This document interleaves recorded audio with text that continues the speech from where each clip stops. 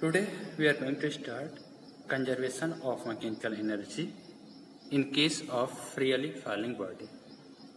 What is the principle of conservation of mechanical energy? We have already done in yesterday classes. And what is this principle? ये principle क्या है?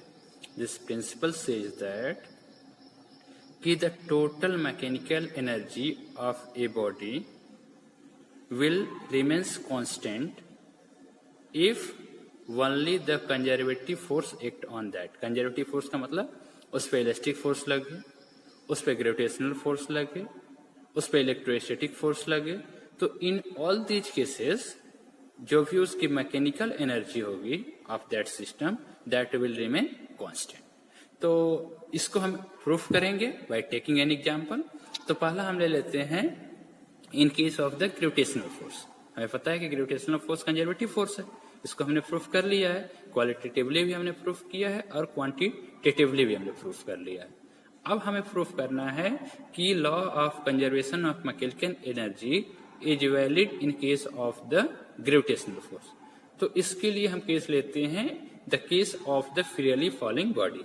ये हमने लिया है in case of freely falling body. Freely falling body का मतलब क्या होता है कि जब कोई बॉडी फॉल करती है and in that case only acceleration due to gravity acts on that.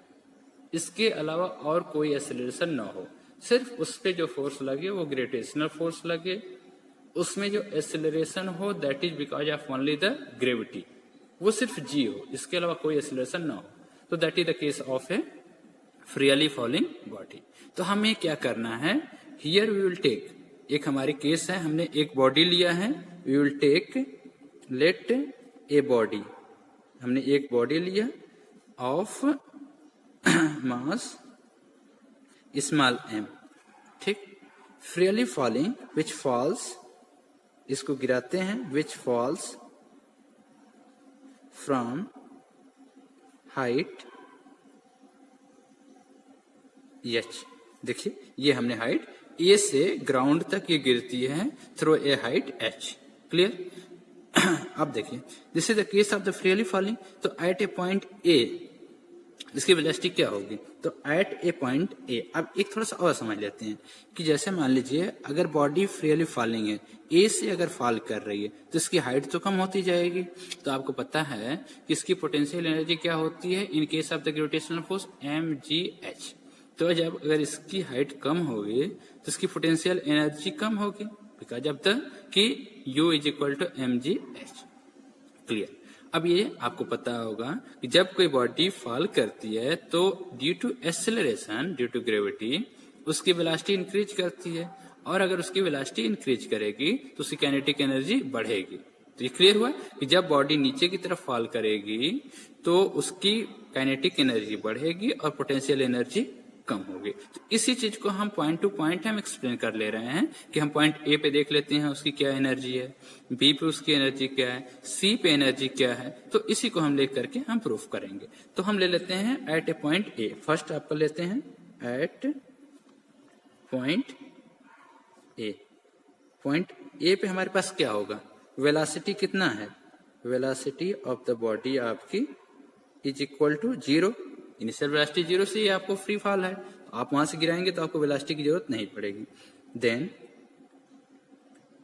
It's kinetic energy कितनी होगी, दिस बॉडी की काइनेटिक एनर्जी कहां पे, एट पॉइंट ए पे कितना हो जाएगा. फार्मूला क्या होता है, half m into v square. अब substitute the value, half m is this, v 0 square, this will be equal to 0. मतलब काइनेटिक एनर्जी जो आपकी है at point A is 0. Potential energy देख लेते हैं, and potential energy at A कितना हो जाएगा, पोटेंशियल एनर्जी आप ले सकते हैं U और इसको ले लेंगे K A. Kinetic energy this is equal to K A, kinetic energy at A. और हम ले लेते हैं U A, this is the potential energy at A point A. ये कितना हो जाएगा, मास m फार्मूला होता है, g होता है इनटू हाइट, यहाँ पे भी हाइट हमने ये लिया है mgh। This is equation number 1 ले लिया, this is equation number 2। Therefore total energy कितनी हो जाएगी? Therefore it's total mechanical energy, it's total mechanical energy, total mechanical energy ये क्या होता है? ये हमने E ले लिया है, this is for the mechanical energy. A हमने क्यों लिया है? This is at A point A, बराबर कितना हो जाएगा? Kinetic energy at A K A plus potential energy at A, substitute the value, ये आपका 0 प्लस mgh, तो ये कितना हो गया? EK is equal to EA is equal to mgh। This is equation number 3। This is the total mechanical energy at A point A. चलिए अब हम आगे आते हैं एट ए पॉइंट बी पे। Now at any point B, एक हमने कोई पॉइंट बी कंसीडर कर लिया। फिगर देखिए, फिगर में हमारा ये पॉइंट है बी, जिसपे हमने मान लिया वेलोसिटी हमारी है v, ठीक, और हाइट हमने कर लिया है कि a से b की जो हाइट है या डिस्टेंस है ये आपकी x हमने मान लिया, ठीक, ये हमने ले लिया ए बी की डिस्टेंस x है, तो ये BC कितना हो जाएगा? h minus x. Total h है तो उसमें से आप x घटा दीजिए तो ये हो जाएगा h minus x. A b बराबर x, और यहाँ पे आप चाहे तो लिख सकते हैं ए बी बराबर कितना है? x, ए सी बराबर कितना है? h, और बी सी बराबर कितना हो जाएगा? h minus x. ये आप नोट कर लीजिए। चलिए तो अब हमें पता करना है यहाँ पे इनिशियल वेलोसिटी कितनी है? 0। यहाँ पे वेलोसिटी हमने मान लिया है v, और डिस्टेंस कितना मूव किया है इसने? x।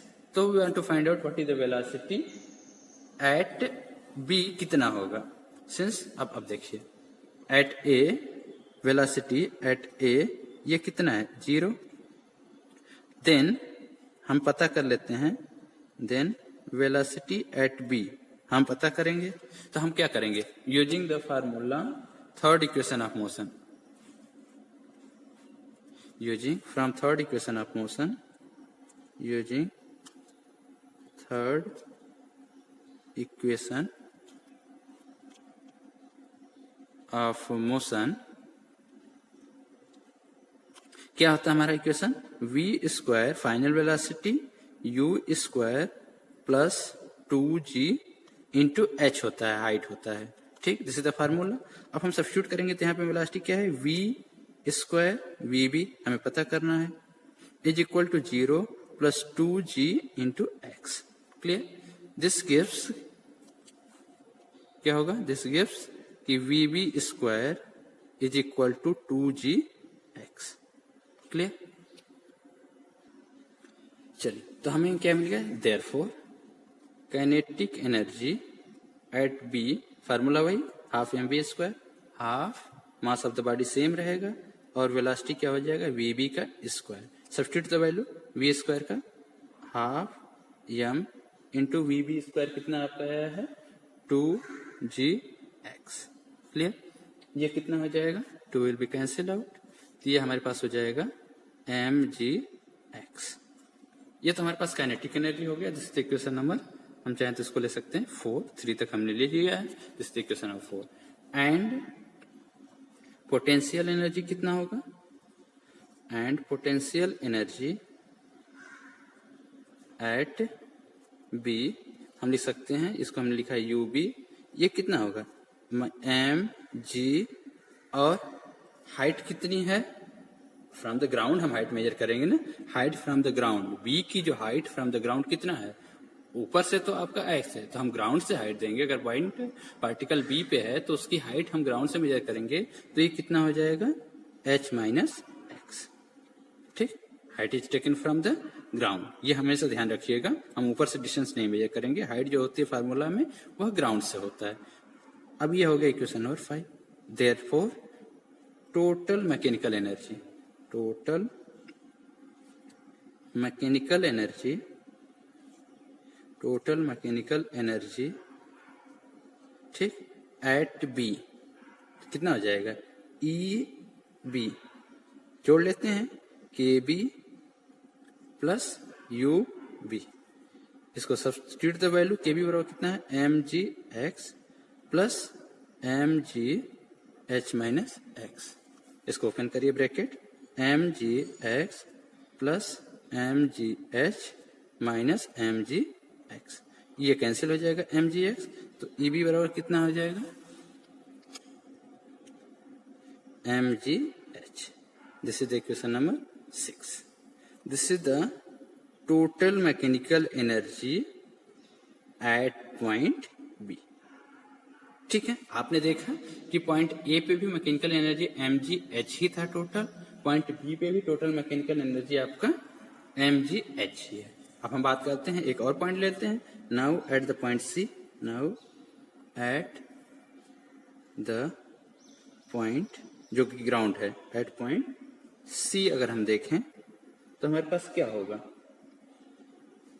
हम ले लेते हैं वेलोसिटी v आपका. अब हम पॉइंट सी के लिए हम क्या लेते हैं, वेलोसिटी एट सी. आपने देखिए फिगर में मैंने बताया है वेलोसिटी एट ए आपका 0 है, वेलोसिटी एट सी हमने ले लिया एक सिंबल v प्राइम, और इसको हमें पता करना पड़ेगा, देखते हैं क्या आता है. ठीक, अब हम वही third VC prime using third equation of motion, third equation of motion क्या मिलेगा, v स्क्वायर मतलब VC square is equal to V A square plus 2g, दोनों के बीच की डिस्टेंस कितना है, h, ये कितना हो जाएगा 0 plus 2gh, which gives vc square is equal to 2gh. Clear? Therefore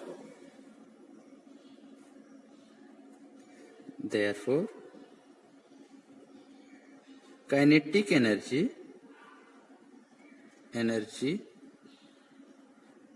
at c, symbol हम यूज करते हैं काइनेटिक एनर्जी एट सी, के सी बराबर कितना हो जाएगा, half m into v c square, substitute the value, ये कितना हो जाएगा, half m into v c square 2gh, 2 will be cancel out, ये कितना होगा mgh. Clear? This is the equation. हम 6 तक ले चुके थे, इसको हम 7 मान लेते हैं. चलिए, and potential energy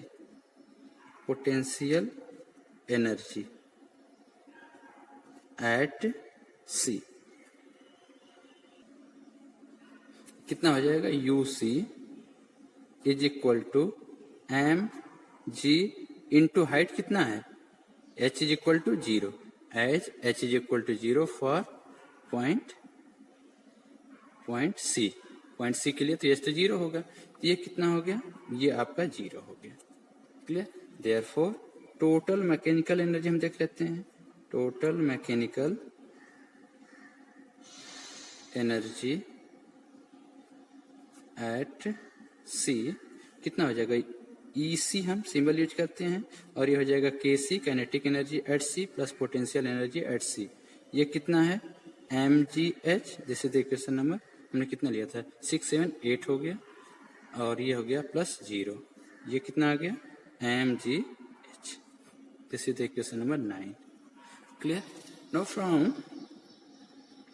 from equation 3 आपके पास होगा 3, equation 6 and 9 we conclude that, क्या हमें conclusion मिला, we conclude that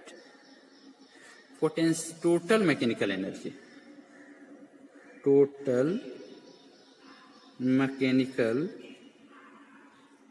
energy is constant, but individual value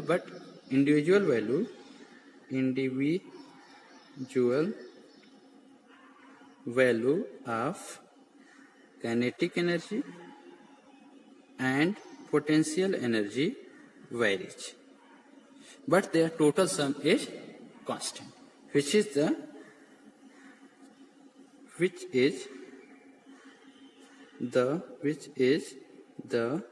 law of conservation, of mechanical energy, This way it is proved. ये तो हमें proof करना था कि आपकी total mechanical energy eight remains constant under the action of the conservative force, और इस पे कौन सा फोर्स लग रहा है? ग्रेविटेशनल फोर्स लग रहा है, which is the conservative in nature. चलिए नेक्स्ट देखते हैं इसी में graphical variation of kinetic energy and potential energy with the height. तो हमें क्या ग्राफ प्लॉट करना पड़ेगा? एक हमें ग्राफ प्लॉट करना पड़ेगा with the energy and the height. एक एक्सिस पे height is the variable quantity, तो that will be plotted on the x axis. ये हमने ले लिया हाइट, ये हमने हाइट प्लॉट किया, और इधर हमें क्या लेना है? Energy on the y axis. जो डिपेंडेंट क्वांटिटी होती है this is always taken on the vertical axis, y axis, तो इसको मैंने एनर्जी ले लिया ऑन द वर्टिकल एक्सिस, और एक्स एक्सिस पे हमें वेरिएशन निकालना है काइनेटिक एनर्जी और पोटेंशियल एनर्जी का विद द हाइट. अब हम मान लेते हैं पहले पोटेंशियल एनर्जी देखते हैं. तो अगर मान लीजिए अगर हाइट 0 है तो पोटेंशियल एनर्जी विल बी 0, और जैसे मान लीजिए हाइट बढ़ती है तो पोटेंशियल एनर्जी भी बढ़ती है फ्रॉम द फार्मूला. अगर फार्मूला क्या है? पोटेंशियल एनर्जी का जो फार्मूला है वो क्या है? यू एच बराबर कितना होता है? mgh. क्लियर? तो अब देखिए अगर h m क्या है? कांस्टेंट है. g for a small height, h भी कांस्टेंट होता है. तो potential energy depends on the only height. तो अगर हाइट और इसमें क्या रिलेशन है? प्रोपोर्शनल का रिलेशन है. तो जब अगर ये 0 होगा तो ये भी 0 होगा, और जब ये बढ़ेगा तो ये भी बढ़ेगा. तो ये बढ़ेगा कैसे? इनके बीच का जो ग्राफ होगा that will be a straight line. This graphical variation is a straight line. Clear? This is the value at a height h हमने मान लिया. क्लियर?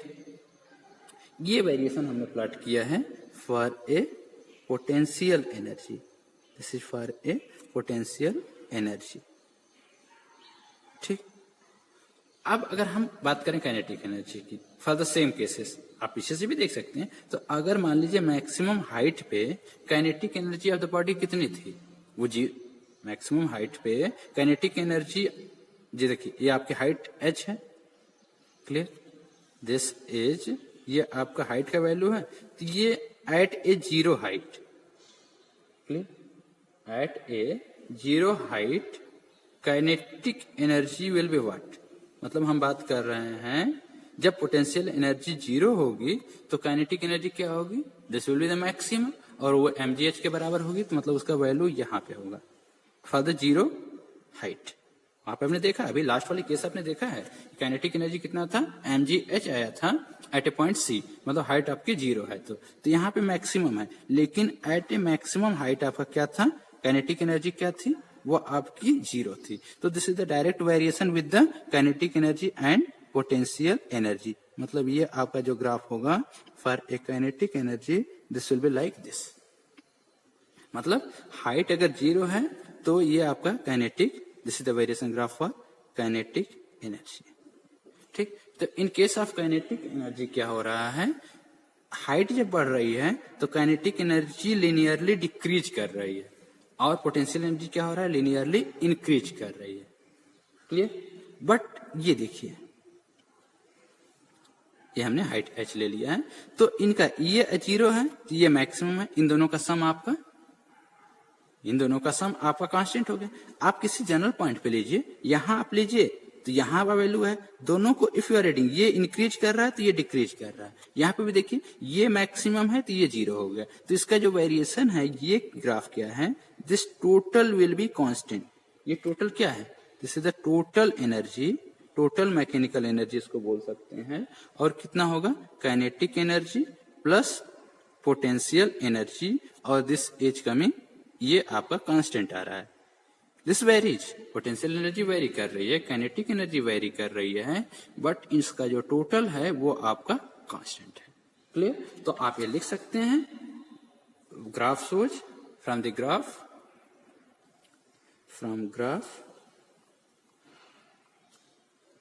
It is clear. ये ग्राफ वेरी इंपॉर्टेंट है, एग्जाम में पूछा जाता है. That kinetic energy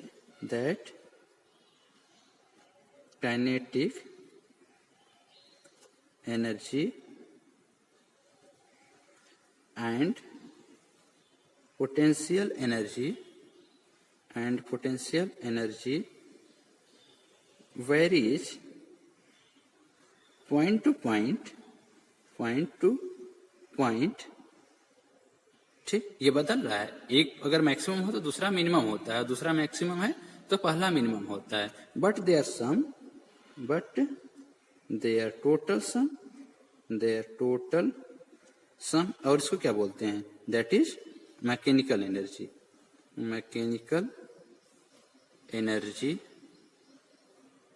is constant. ये आपका कांस्टेंट है.